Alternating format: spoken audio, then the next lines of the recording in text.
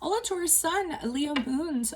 Taurus Sun, Leo Moons. Sorry. Welcome to your 2021 Sun Moon reading, right? If it resonates, consider a personal reading. Just send me an email and we can set that up. And when you view this is when you were meant to see it. It does not matter the time of year. Also, make sure you check out your 2020 Sun Moon readings that are my playlist to see if they rang true for you.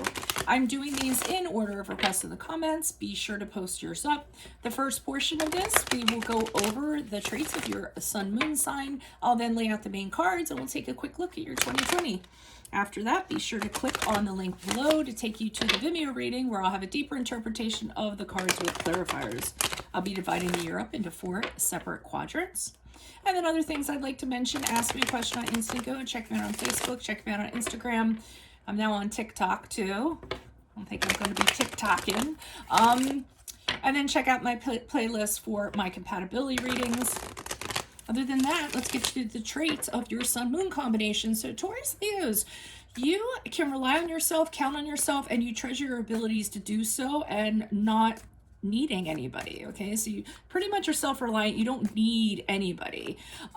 You're resolute, you have a strong mind, and a very passionate heart. You have total faith in your being. You do value other people, but it's your opinions that you actually hold the highest. You're very sincere, you're very candid, you possess great courage, and you're a very open person. Your confidence and self-respect is of the utmost importance. People often come to you for counsel because of your knowledge and kindness. Great practicality and imagination are found in your combination. Your ability to be organized and make executive decisions when needed is exceptional. Those under you respect you and are loyal to you because you're wise and you're very inspirational. So you inspire people to get to a better place. You're not one to lose your temper. In that respect, it makes you very consistent and one to be counted upon.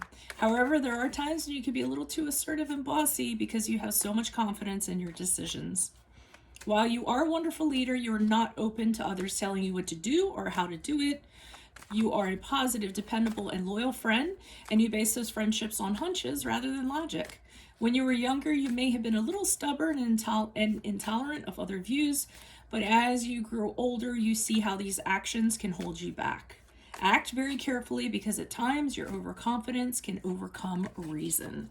So let's get to your reading and see what's going on. Holy Spirit, angels, divine guides, universe, can you please provide your truth, your wisdom, or clarity, and your insight for Taurus Sun, Leo's moons for the year of 2021. What do you see? What do they need to know to reach your higher ground, become closer to universe and closer to divine through your messages for their greater good? Taurus Sun, Leo moons, the year 2021. What do you see? What do they need to know? What do you see for January, February, March? For Taurus Sun, Leo moons, we have the Justice card in reversed. What do you see for April, May, June?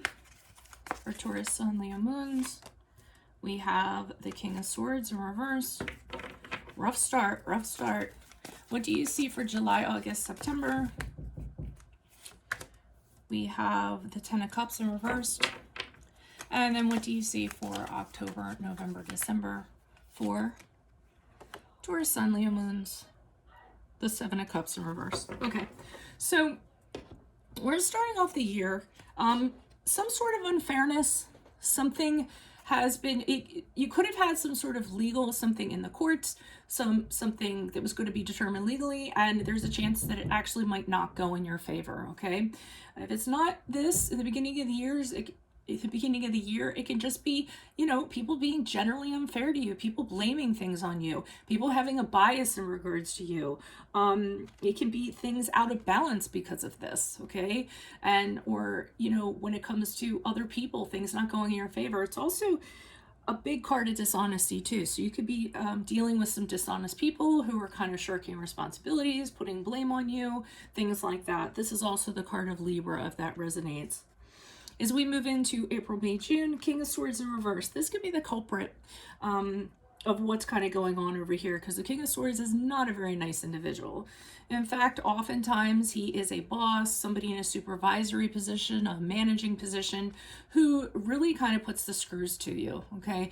And wants things done a certain way, puts pressure to you in that way, usually wants to win no matter what.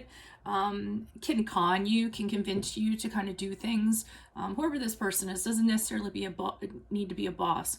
But I feel like this is who you're dealing with in April, May, June, and I feel like they're contributing to this situation. So I feel like this situation actually perpetuates, and it actually continues into July, August, September, because now there is strife in the home place, the workplace, whatever you consider your family. I feel like there's definite disruption. I feel like your values do not align with this person. I feel like this person is a thorn in your side, and they could be in your family. They could be in your workplace. I mean, they're just causing problems with the people, like I said, that are close to you that you consider family. And they're causing a lot of discord, whoever they are. I feel like it's somebody you're tied to. It could be in a relationship with. So as we get into December, the end of the year, October, November, December, we have the Seven of Cups here in reverse. And this is kind of like really not really knowing what to do. What you could be doing is kind of fantasizing another life you could be living in, idealizing a situation in order to kind of escape this, considering something else and dreaming of something else. Yeah, I'm thinking of Wizard of Oz, Dorothy, where she started singing Somewhere Over the Rainbow, like kind of like that, to kind of quell this situation, escape this situation if it's not just kind of mentally. The advice that comes along with the Seven of Cups is to step back and kind of get clarity on this situation. Don't get sucked into any kind of drama. Maybe if this is a person or this is an energy, you might want to stop kind of engaging with them or what have you. And then the last thing I'm going to say is during October, November, December, don't be tempted by something to get you out of a situation.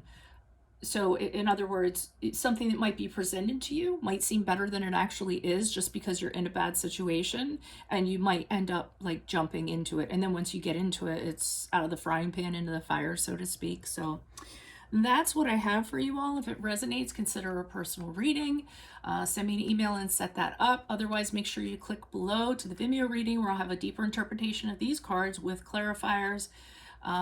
Ask me a question on Instant Go. Check me out on Facebook and Instagram and TikTok. What else? Check out my playlist for your 2020 Sun Moon readings. See if they resonated for you, and also check out what compatibility readings I have up. Otherwise, best of luck to you in 2021. Adios from Veronica Garnett. Bye.